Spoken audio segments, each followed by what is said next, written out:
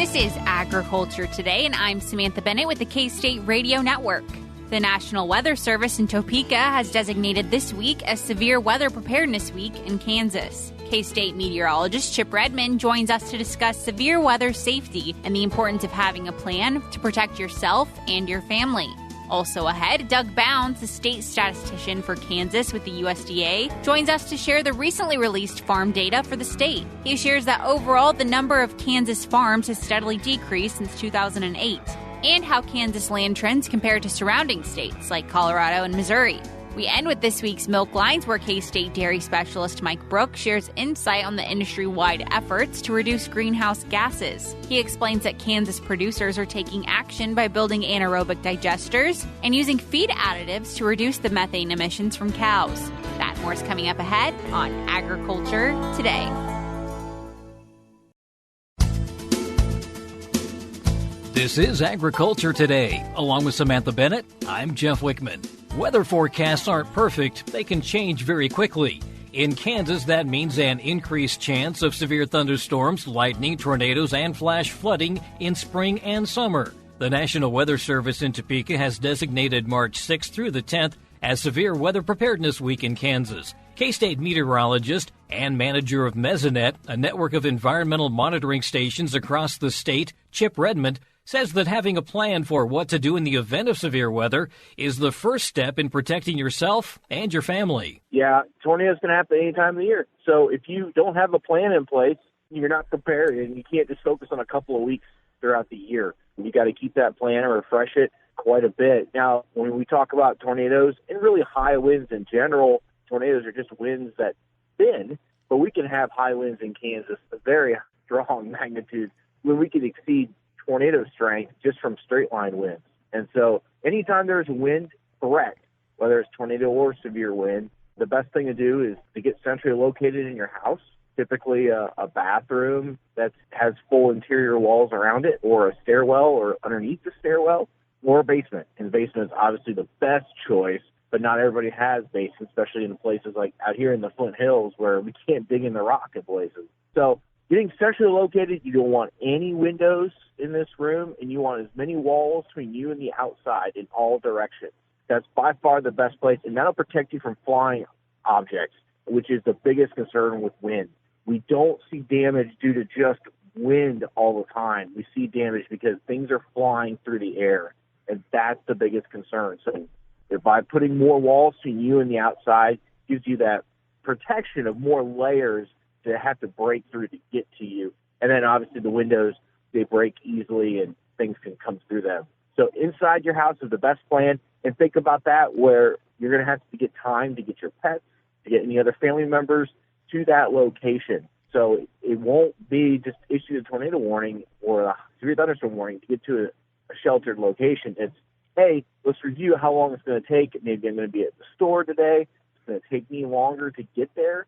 And so build in a really big buffer. So, hey, once a watch is issued, we can start to think about these things and maybe stay closer to home. You mentioned watch. Talk a little bit about the difference between an advisory, a watch, and a warning. Yeah, so an advisory is kind of out of the question for the most part when we talk about severe weather. They'll issue severe weather statements a lot of times that'll say, like, a severe thunderstorm is not occurring at this time, but there is a thunderstorm, and it might become severe, or it's borderline severe. When we talk about severe, at least with a severe thunderstorm, we're talking 1-inch hail and up to 58-mile-an-hour winds. And so a statement will be, it's not reaching that criteria, but it's at least noticeable. We'll see them a lot with a lot of lightning activity, because lightning is a definite risk of thunderstorms, but something that often gets overlooked. So we'll see a statement a lot of times. Advisory, the only time you'll really see those these days is a flood advisory, and that's when the conditions are possible for water levels to rise quickly around creeks, say like Wildcat Creek or similar. If you look at a watch, I like to compare watches and warnings to your baking. When you go into your kitchen at any time throughout the day, you have a chance to have what I like to call a cupcake watch. So you've got all the ingredients in your kitchen, and a cupcake outbreak may occur at any time. The conditions are all there. All the ingredients are there to make cupcakes. It's just a matter of, will we have something form or not? And so once we get the cupcake warning or a severe thunderstorm or tornado warning, that means the ingredients are there, but we've now gotten a storm that's developed. It's likely producing severe weather or tornado. That means it's occurring now. We're going to definitely have cupcakes. So be prepared and take shelter now. Whereas that watch is much more broad in perspective. Usually are large areas under a watch where the warning is very geolocated. It's focused on your point and you need to take action now. They have increased the amount of time people have to prepare, but it's still not a lot of time. Yeah, we've done really well with warnings especially, and a lot of that goes into place. We have a much better radar coverage. We have much better knowledge of the different things that we can look for in a thunderstorm for severe weather conditions. As a result, our warning times have dramatically increased. It doesn't mean we can't get a surprise spin-up, typically from like a squall line, which is a line of thunderstorms that might occasionally spin up a tornado, versus like a supercell, distinct thunderstorm all by itself that is definitely producing all these hazards, much easier to forecast for. So we've really improved that, and communication's gone a long way. Whether we talk about weather radios, if people have these radios that pick up the frequencies of the alerts. So when they broadcast out an alert, your weather radio in your house goes off and you know to take warning. So by having that direct link to the weather service with a weather radio is a great step in getting that warning quickly and timely, and has really helped that lead time as well. When we look at other things such as our phones, for instance, yes, they get alerts, but you have to have them turned on, which is the WEA alerts, and you can turn them on your phone through your settings, and it's a great backup if you don't have a weather radio nearby or if your weather radio doesn't work for some reason. But there is a delay there. It's got to go through the cell carrier, got to go through the towers and get to your phone, and there can be a delay is up to 5 minutes at times. So we've really improved lead time, and you need to be able to get that message quickly by trying to have a weather radio nearby on those days where you know a watch might be issued or the ingredients are there. We talk about a winter weather safety kit. Do we also need one for the spring? Yeah, so when we go into that centrally located place in your house, it's good to have resources that you might need. And we personally have a basement, so we have a stash, basically a personal stash of things we may need should we have to go down there for shelter during a severe weather event.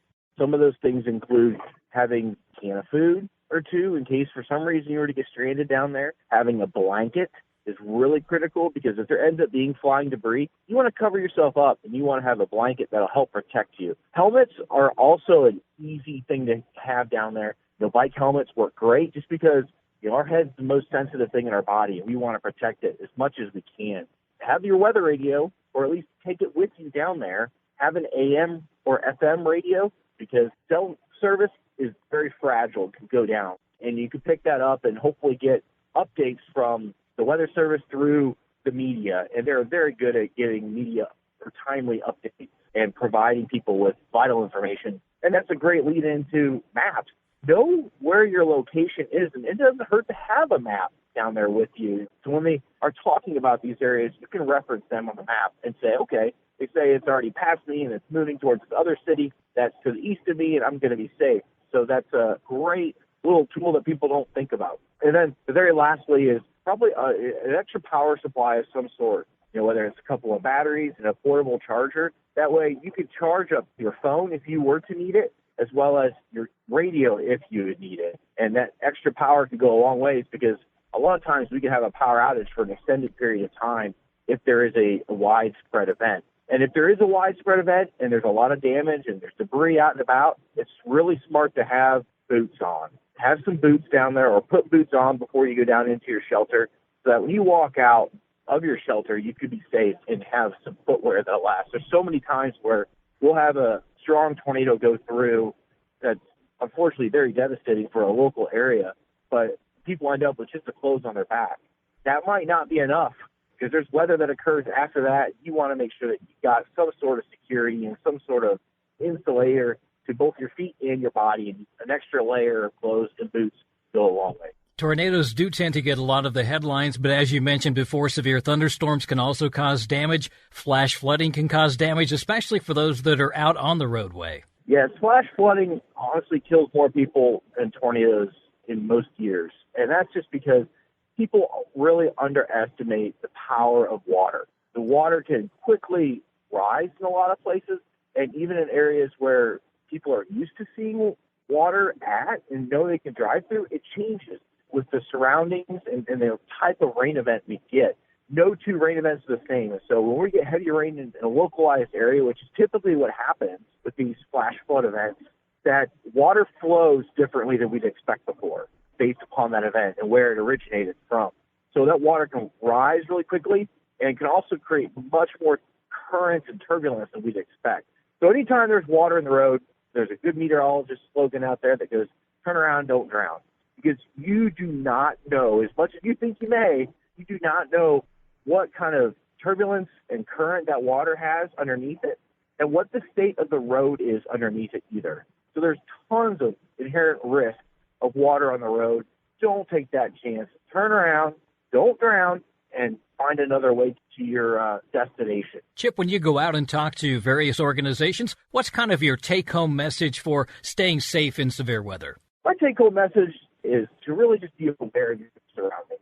Situational awareness, whether it's you're driving down the road or you're going to bed at night. Know what's coming up, know what the forecast, and know what's going on around you at all times. Forecasts aren't perfect, and they can change very quickly. So making a habit out of checking the weather in the morning and checking the weather before you go to bed, and then checking more often during the day if there is severe weather expected, and just know what your risk is every day and where your plan is going to be. Most people don't find themselves at home during severe weather. So by checking the weather in the morning, seeing the chance for severe weather, hey, I'm going to be, out at this farm, I should ask them where their tornado shelter is. So if there is a tornado, I know where to go. So have a plan and think in advance of what you will do, and you'll always be prepared. That's K-State meteorologist and manager of Mesonet, Chip Redmond. This is the K-State Radio Network.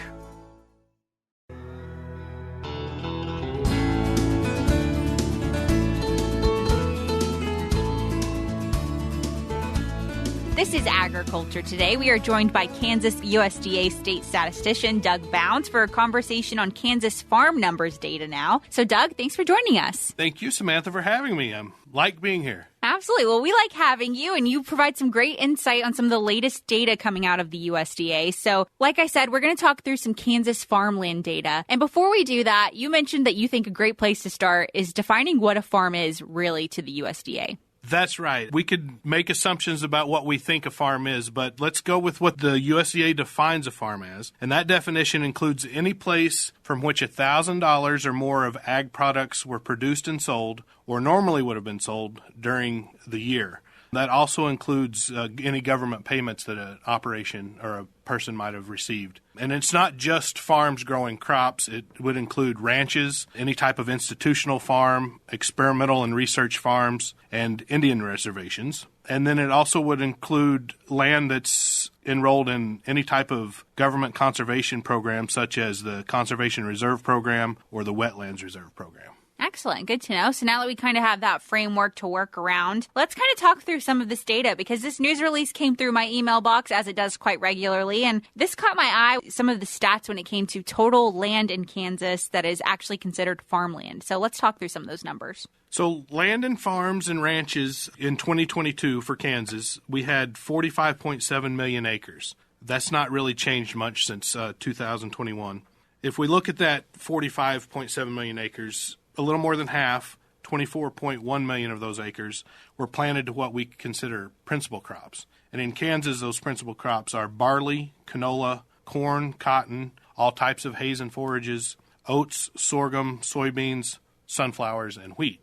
So then the remaining acres, which is about 21.6 million, those are in land that's used to grow non-principal crops. So some examples in Kansas of non-principal crops would be dry beans, potatoes, rye, triticale, and hemp, just to name a few. It also would include land used for pasture and grazing, woodland and wasteland that is not being used for any type of crop production or pasture or grazing, as long as it was part of a farming operation.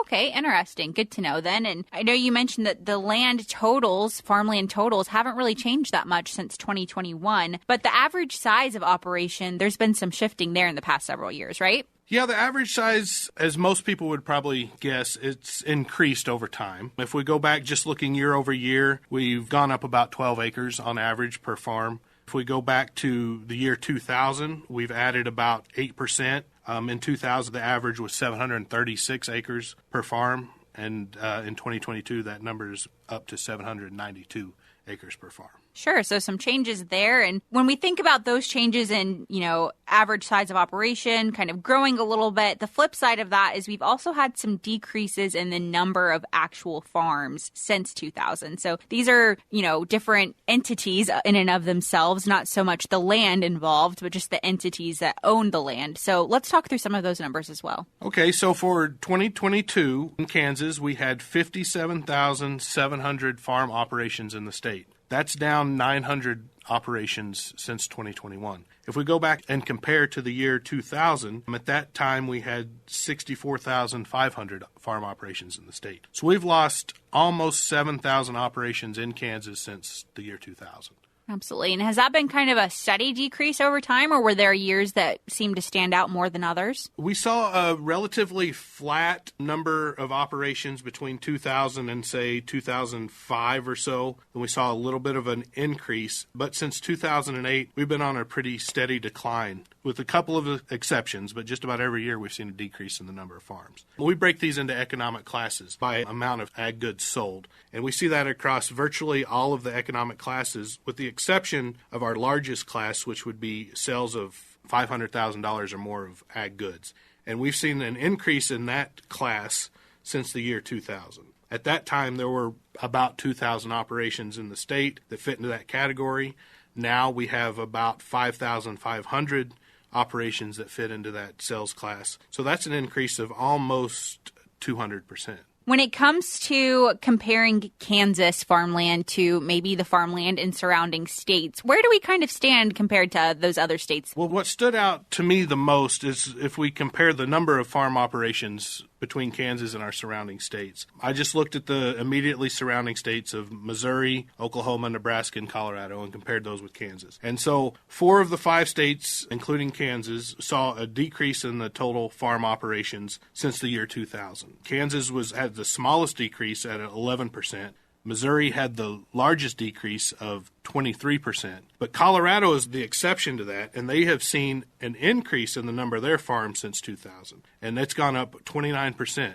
So I dug into that just a little bit and noticed that in Colorado, they're not adding big farms, they're adding the small farms. So if we look at their economic class with sales between $1,000 and $10,000, that's where they're adding all of their operations. So these probably would be small operations around the big cities, having maybe 2 or 3 head of cattle, a handful of horses, or maybe they're growing food for farmers markets or urban farms. So that's what would probably fall into that small category. Absolutely. So it's just some different types of growth when we compare Kansas farms compared to Colorado, where it seems like some of these smaller farms are popping up more and more. Yeah, Kansas has the ability to have larger farms. Yeah. Just more farmable land in the state of Kansas, and more people, I think, in Kansas that are from Kansas that are going to stick with it and grow an operation. And in Colorado, we're seeing influx of people from out of state coming in there and buying a little bit of land.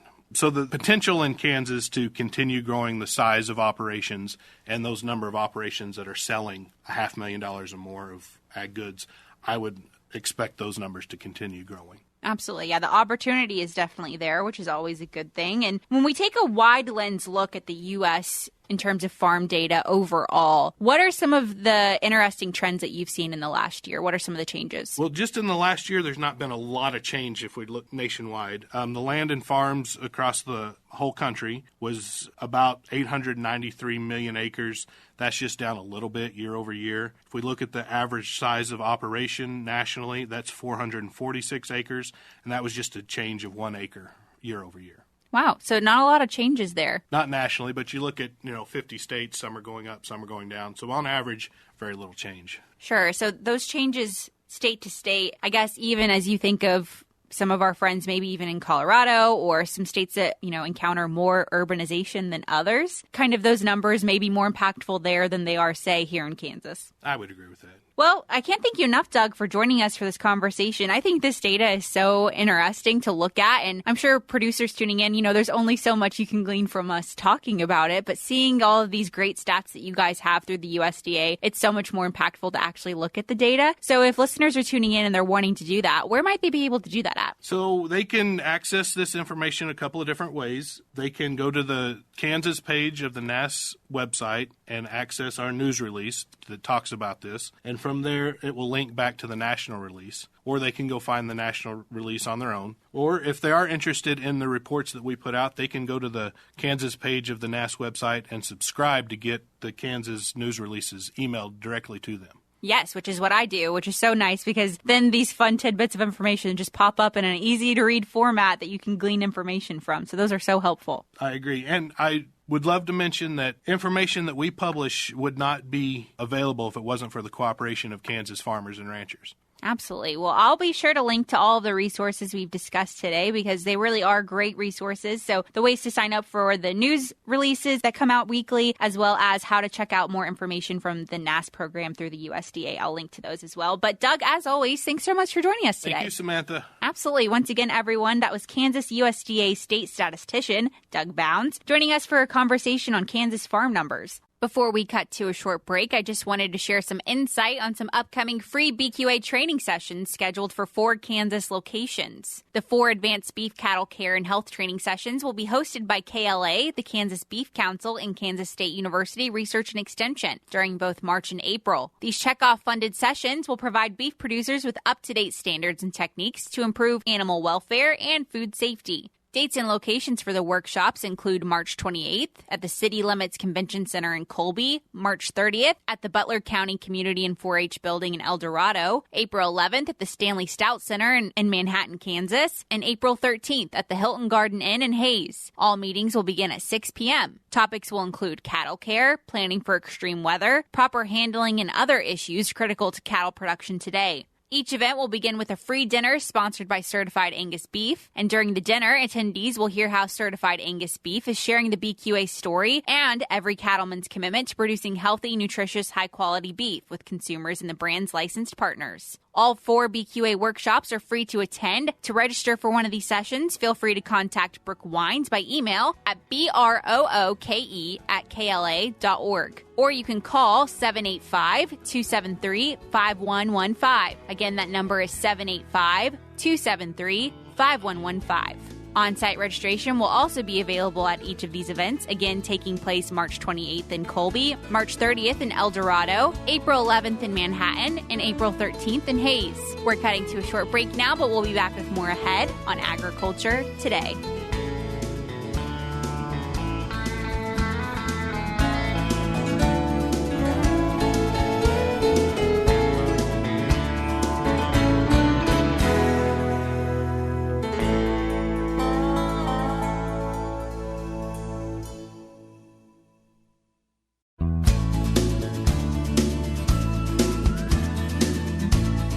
This is Agriculture Today. Along with Samantha Bennett, I'm Jeff Wickman.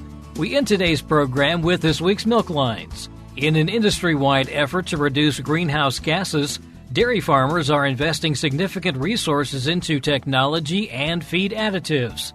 K-State dairy specialist Mike Brouk says this includes building anaerobic digesters, covering lagoons to capture methane, and using feed additives. Today, I'd like to visit with our Kansas dairy producers concerning renewable natural gas and where does the dairy industry fit in this push to try to limit the production of greenhouse gases by 2025. As we look at the dairy industry, we do have a lot of dairy cows, and those dairy cows produce a significant amount of methane. Is it the major problem with greenhouse gases across the United States and around the world? Well, no, it's not.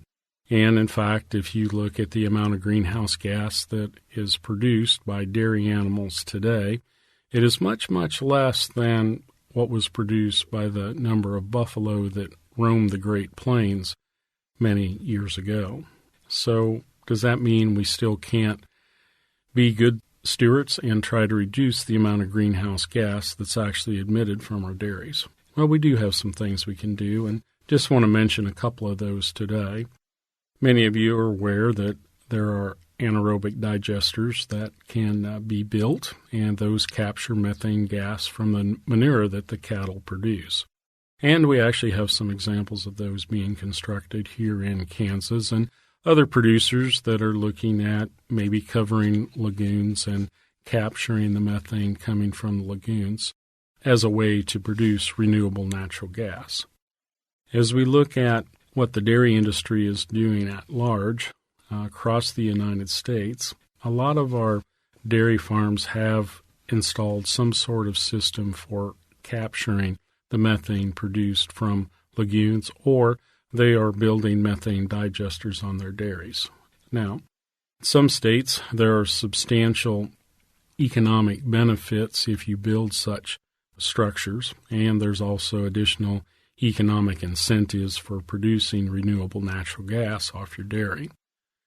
At this particular time, we're not seeing a lot of that type of activity here in Kansas. More of our resources are going toward wind energy when it comes to these types of decisions. However, there is some movement underfoot on the federal programs that there may be some dollars available in the future for dairy farms to install either methane digesters or cover lagoons and capture renewable natural gas that way.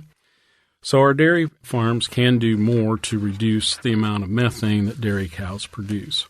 Coming onto the market now are many different types of feed additives that seek to reduce the amount of methane produced by the dairy cow, or these compounds will reduce the amount of times that the animal burps during the day, which will reduce the amount of methane that they emit on a daily basis. So there are some other options besides renewable natural gas that we need to think about on our dairies as we move forward. Keep in mind that the dairy industry has made a commitment to try to reach zero emissions by 2025. This is a tall order. We recognize that, but new technology will become available. Some of the technology that is available now will be implemented, and together we can work toward zero emissions by 2050. This is Mike Brouk with K-State Research and Extension. Thanks, Mike. And while we have a moment, this reminder that the biennial K-State Junior Swine Producer Day in Weber Arena on the Kansas State University campus in Manhattan is set for this Saturday, March 11th. Presentations will be provided by K-State faculty members, graduate students, former exhibitors, and guest speakers. The registration fee for those who haven't already registered is $25 per person. For more information, including registration information, go to asi.k-state.edu, asi.k-state.edu. And that'll do it for this edition of Agriculture Today. For Samantha Bennett, I'm Jeff Wickman. This is the K-State Radio Network.